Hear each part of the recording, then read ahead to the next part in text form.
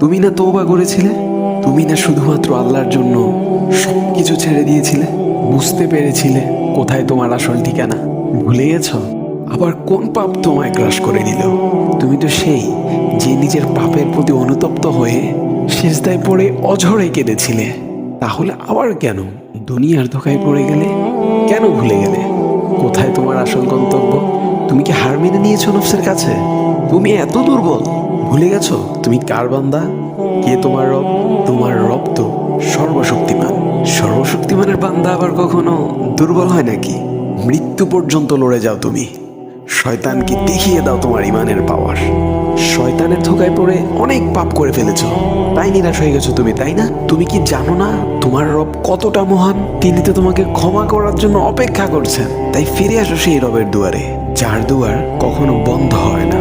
ভিডিওটি ভালো লাগলে একটি শেয়ার করে দিবেন, হয়তোবা আপনার একটি শেয়ারও কারো হেদায়েতের উসিলা বনে যাবে।